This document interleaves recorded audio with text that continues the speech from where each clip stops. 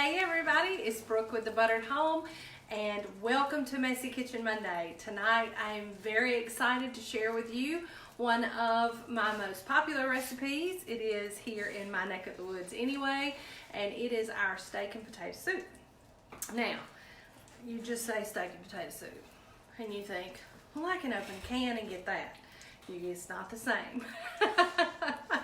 So if any of my people out there have had steak and potato soup, I fully expect for you in the comments on Instagram and on Facebook to tell everyone else who's watching who has not had it how good it is. And I'm going to show you tonight how to make it in your own home.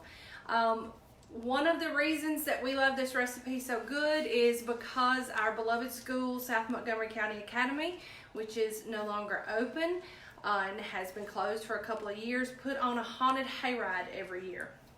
And through the years, I think that started whenever I was 15, and we worked at that hayride every year up until 2017, yeah, whenever the school closed. So this was one of the things that I was always expected to make at our stop, and a lot of people, this soup has warmed a lot of cold, scary hearts at the haunted hayride. So in honor of and in memory of South Montgomery County Academy and the haunted hayride, I am sharing this soup recipe with all of you. So we're going to get started because tonight we are kind of rolling it back to last year, and again we've turned things around, and I'm going to move the camera and we're going to actually cook live and not just put it together and then show you the finished product. We're going to cook the whole thing aside from the simmer portion because it can take about 20 or 25 minutes. So I do have some ready because this soup is also really popular because I have put one senior through her senior year, and in the process of putting my other senior through her senior year with it too, and I cooked a whole bunch of this last week. I think we ended up with what, like 15 quarts of this last week, Danny? Yeah. 20. He says 20. I don't remember. But anyway, last week was a blur because we cooked this in one of our other soups and some wonderful cakes. And we do that here locally. We don't ship yet, so sorry. If you're wanting to know more about that, then you'll have to come to Alabama and get that every month from now till probably March. But we're going to get started because my butter is starting to get kind of brown. So I'm going to make you a little seasick and move the camera. So bear with me because I have two cameras that I have to get kind of squared away here. And Tanner, you let me know how we're looking. All right, so in my soup pot, I have some butter and some olive oil. 2 fats are better than 1. So to that, because I'm a little brown already and melted, I'm gonna add my onion.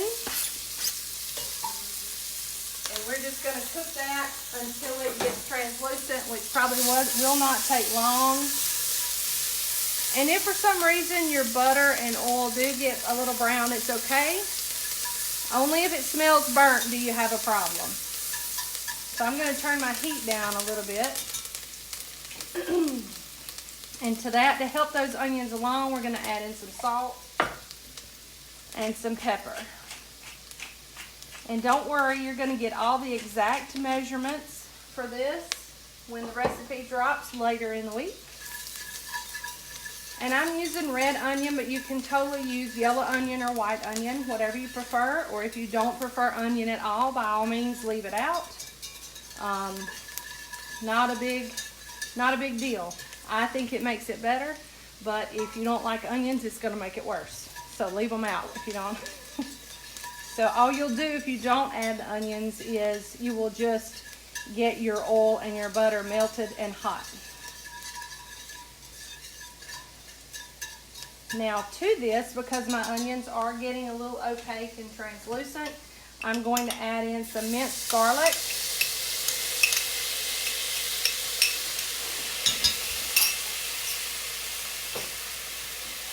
And we do that last because you don't want your garlic to burn. And we're going to add in some red pepper. Now your pro tip for tonight is to measure your red pepper in your hand or in your spoon before you put it in your pot. I have been known to dump about 3 tablespoons of red pepper into this soup, and once you have the garlic and the onion and everything, it's kind of hard to get it out, and it makes it very, very spicy. All right, so we've got all that in there, and to that we've got some plain flour. We're going to be making a roux here.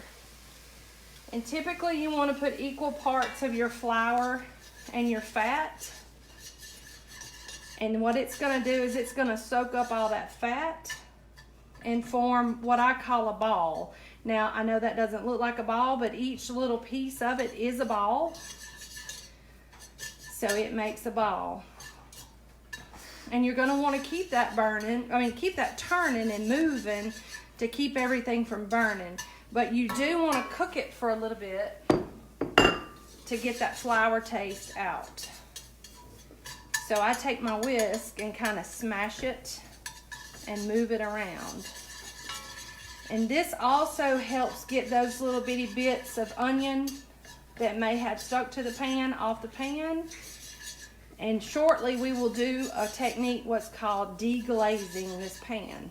So any bits of flour like you see that are stuck to the sides will come away from the pan when we deglaze it with our potato broth and our milk.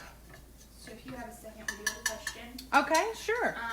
Donna asked if you're using fresh garlic or garlic from a jar. I'm using garlic from a jar because I buy this huge thing at Costco of minced garlic that's packed in the pressed liquid from the garlic, and it's wonderful. But you can totally use garlic powder.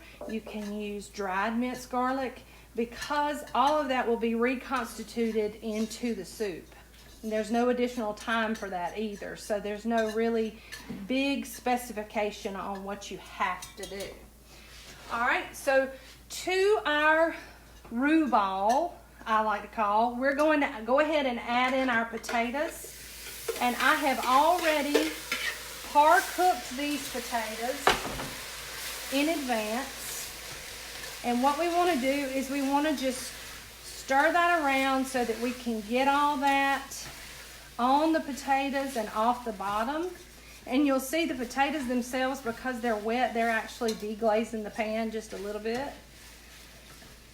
And what will happen is this flour will start to turn back into liquid form and attach itself to the potatoes. So make sure you get your potatoes good and heated through, especially if you cook the potatoes far in advance and they are cold. Your meat and your potatoes, if you cook them in advance, make sure you bring them and set them out and bring them to room temperature before you start cooking.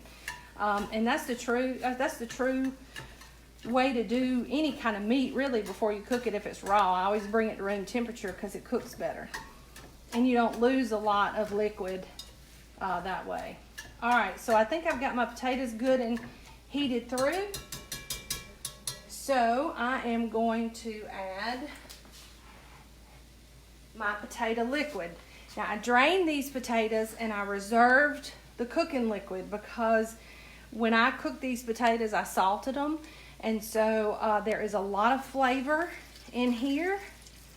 And you want to just add a little bit to that because you don't want to add so much cold or room temperature at one time. And when you're making any kind of soup, you think of it as building. So you're building that soup, and you'll notice how thick that broth begins to be. And that's because the pan and everything in it is already hot. So when you're adding that room temperature liquid to it, it starts to thicken. What kind of potatoes are you using? I am using Yukon Gold potatoes. The recipe says red potatoes, but I'm probably going to fix that tonight because it really doesn't matter. Really and truly, it doesn't matter. I wouldn't do this recipe with sweet potatoes. But any white, or as my nanny called it, Irish potatoes, Irish potatoes, or however she said Irish, are fine for it. So at this point, when you start adding your liquid, you can bump your heat back up to about medium, because this is your thickening base here that we have in there. And now that we've heated that potato broth through, we are going to add in some milk. And it can be any fat milk, just not skim milk. You got to have some fat in there. Fat equals flavor. So we add that milk in slowly, because we don't want it to splash everywhere. And then we kind of gently incorporate it into the soup and whisk it in so that we can make sure that it starts to thicken. Now, there are two avenues that you can go right here. You can leave it as is and have a beautiful chunky potato soup, or we like a good smooth potato soup. So I have my handy dandy immersion blender, and it's probably going to get loud, but we're going to just hit it a little bit with that, because this also helps it thicken.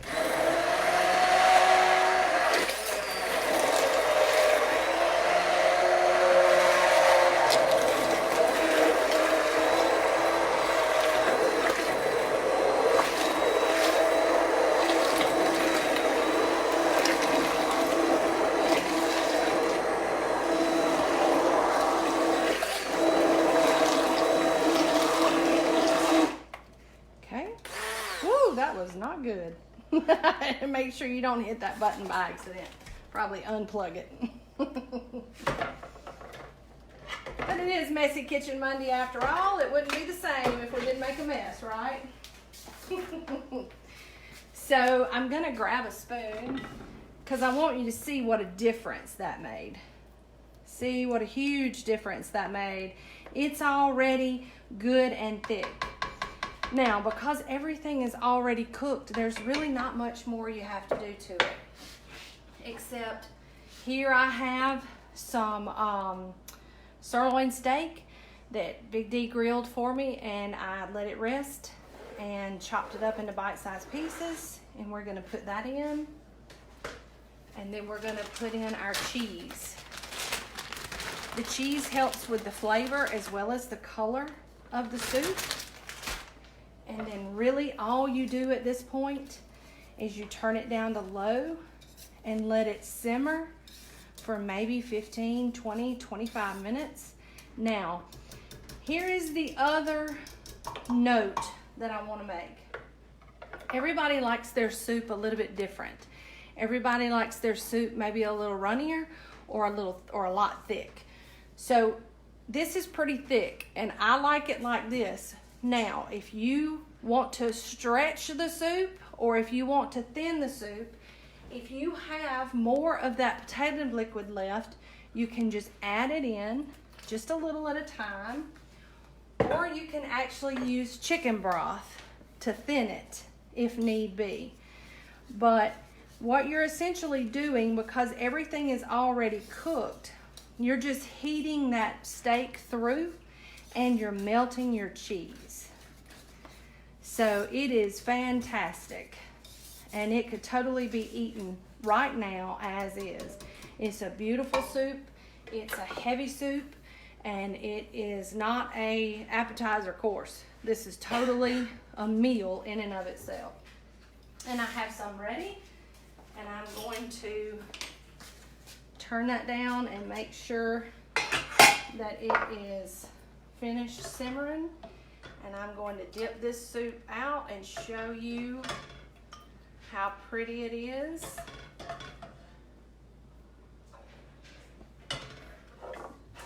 Just get all my stuff. And if you season your potatoes and you season your meat really well, all you really have to have is what salt you saw me add to soften the onions. So we're going to hit that with a little parsley, And then I'm gonna dip a spoonful and just show you guys how pretty this is and how good it is. And I'm sure somebody probably wants this bowl. You can't see her hand, but I'm gonna give it to her. So let me move my cameras. So like in less than 15 minutes, we just made steak and potato soup. Now, that's not counting the time that it took to actually bring our, cook our potatoes or to cook the steak. But if you plan ahead and you prep ahead of time, you can have this beautiful homemade soup. And it is homemade. You made everything straight from scratch. You use the potato water that you cooked your potatoes in instead of using broth. You made that roux or that base. And every time I make a soup, I always start with that similar base, 2 fats and flour. And so it's a natural thickener. You don't have to use cornstarch. You don't have to use boxed potato flakes. I mean, it's so easy to do at home. And this recipe and a few others are a huge reason why my friend Rayanne talked me into doing this, because I love showing people how easy it is to make things like this at home and make them homemade, because there is a difference and it does taste better and it's better for you. Not that this is great for you, not that a lot of recipes I share are great for you, but the truth of it is sometimes you just need something. Sometimes you need something to make you feel better. And as much as we would like to not admit that, food does that for us. Especially foods like this in the wintertime when we're sick or under the weather or have had a bad day. I mean, one of my favorite things to do if I'm having a really stressful day at work is to go to a local restaurant not far from where I work and get a salad and a bowl of soup. It always just kind of just lifts my spirits. So this steak and potato soup can do that for you, and you can make it in a really quick jiffy at home. So watch later this week. If you're not signed up to be an email recipient or a VIP for the Buttered Home, if you're on Facebook, then you just go to the top of the page and hit sign up, and you'll be notified when this recipe drops. On Instagram, if you will go to the link in bio, you'll be taken to a page, and there's a nice sign up block there for you guys as well, so that you can get this recipe and so many others, because I'm not gonna lie to you, we're not done. We have a food action packed November and December ready to go for you. As soon as I get done here, I'm going to put the finishing touches on December, and I'm so excited. And y'all will just have to trust me. You need to be here every Monday night for the rest of 2019, because we are going to fill your stomachs with food love and holiday nostalgia straight from the Buttered Home to your home. So we hope you'll join us for that. And we hope you've had a great October. Have a safe and happy Halloween on Thursday, and we will see y'all on Monday when we kick off our month of November on how you can shake up Thanksgiving with the Buttered Home. Y'all have a great week, and from the Buttered Home to your home, we love y'all. Bye.